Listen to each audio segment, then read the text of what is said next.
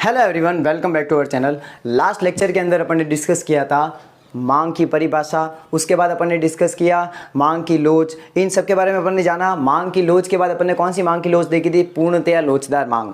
आज हम देखने वाले हैं पूर्णतया बेलोचदार मांग। ये पूर्णतया लोचदार मांग की जस्ट अपोजिट है। क्या है? जस्ट अपोजिट है। तो सबसे पहले बात करते हैं पूर्णतया बेलोचदार मांग होती क्या है। देखो, नाम से पता चल रहा है पूर्णतया बेलोचदार मांग मतलब कि ऐसी मांग जिसके ऊपर मूल्य का कोई प्रभाव नहीं पड़ने वाला है। शॉर्ट में समझाऊं तो यहां पर अगर आप इसको डिनोट करना चाहते हैं तो elasticity of price is equal to क्या होगी? जीरो होगी। मैंने आपको पहले भी बताया था कि जब भी मांग की लोच की बात कहे, जब भी बात हो कि इलास्टिसिटी ऑफ डिमांड, तो यहां पर आप इलास्टिसिटी ऑफ किसकी मानोगे? प्राइस की मानोगे। किसकी मानोगे? कि जो मांग की लोच है वो मांग की मूल्य लोच से यहां पर समझाया जाएगा। दिमाग में क्या रखना है कि जब भी मांग की लोच की बात हो रही है तो आप कौन सी लोच समझोगे? मांग की मूल्य लोच। ये ध्यान रखना। अब यहां पर ये होती क्या है इसको समझते हैं। यहां कीमत में परिवर्तन का मांग के ऊपर कोई प्रभाव नहीं पड़ता है। खाली ये लाइन लिखी हुई, इसको खाली ऐसे ही नहीं कि खाली देखे, अपन को बहुत ध्यान समझना है। यहां कीमत में परिवर्तन का मांग के ऊपर कोई प्रभाव नहीं पड़ता है। एक एग्जांपल देखते हैं। माना कि यहां प्राइस और ये क्वांटिटी, प्राइस थी कितनी? 10 रुपए, फिर कितनी हो गई? 12 रुपए, फिर कितनी हो गई? 8 रुपए।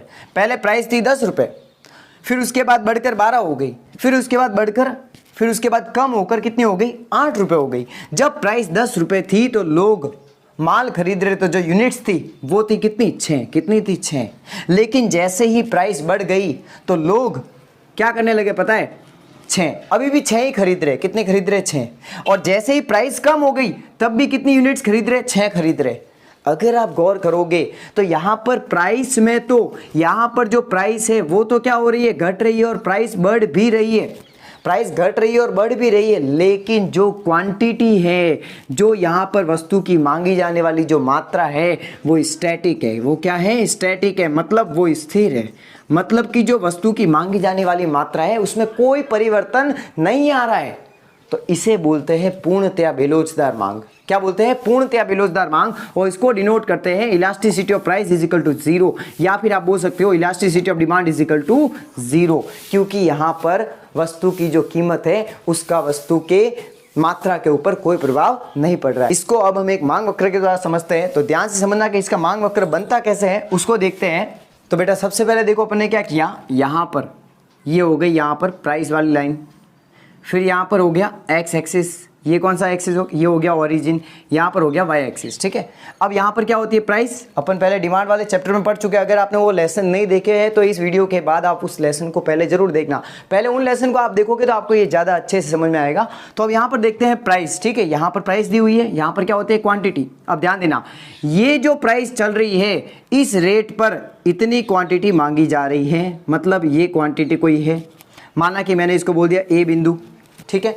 लेकिन जब प्राइस क्या हो जाती है? कम हो जाती है, P1 हुई, तब भी लोगों ने जितना माल पहले खरीद रहे थे अभी भी उतना ही खरीद रहे हैं। मतलब क्वांटिटी में कोई परिवर्तन नहीं आया है। मतलब ये देखो यहाँ पर अभी भी यही क्वांटिटी है, और जब ये प्राइस चल रही थी तभी भी यही क्वांटिटी थी। मतलब ओपी, जब ये प्राइस थी ओपी, क्या थी? जब प्राइस थी ओपी, जब प्राइस ओपी थी तब क्वांटिटी कितनी थी? OQ।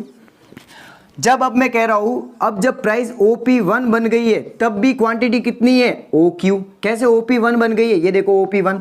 अब जरा ध्यान देना, अब मैं कह रहा हूं जब प्राइस बढ़ गई है OP2 हो गई है। कितनी हो गई? OP2। देखो प्राइस बढ़ गई है तब भी क्वांटिटी कितनी है? इतनी ही है। मतलब जब प्राइस OP1 के बाद OP2 पे आ जाती है तब भी क्वांटिटी OQ। मतलब प्राइस बढ़ रही है लेकिन क्वांटिटी में कोई फर्क नहीं आ रहा है। आप ये भी कह सकते हो कि यहां पर जो मांग वक्र बन रहा है वो कौन से अक्ष के समानांतर बन रहा है? डियर, ये बन रहा है वाई अक्ष के समानांतर। कौन से अक्ष के समानांतर? वाई अक्ष के समानांतर। ये देखिए यहां पर ये जो डिमांड का जो मांग वक्र है ये इसके समानांतर बन रहा है। पूर्णतया लोचदार मांग में क्या होता? पूर्णतया लोचदार मांग में ये स्थिति थी। वहां पर जो मांग वक्र बन रहा था वो एक्स अक्ष के समानांतर बन रहा था, और ये जस्ट उसके क्या है? अपोजिट है। यहां पर किसके अक्ष के समानांतर बन रहा है? यहां पर वाई अक्ष के समानांतर बन रहा है। तो अब आपको आई होप ये समझ में आया होगा कि पूर्णतया बेलोचदार मांग क्या होती है। अगर आपको इसमें कोई भी डाउट है तो आप मुझे कमेंट में बताना, आपके डाउट का सॉल्यूशन किया जाएगा। और अगर आपको ये लेक्चर पसंद आया है तो जरूर लाइक करें और अपने सभी फ्रेंड के साथ जरूर ज़रूर शेयर करें। मैं RBSC के लिए और भी बहुत सारे वीडियोज़ लाने वाला हूँ, तो इसी तरीके से आप चैनल को प्यार दें और आगे से आगे इन वीडियोज़ को शेयर करें। तो अब हम मिलेंगे नेक्स्ट लेक्चर में, तब तक के लिए पढ़ते रहिए, स्वस्थ रहिए, मस्त रहिए। Thanks for watching. जय हिंद, वंदे मातरम।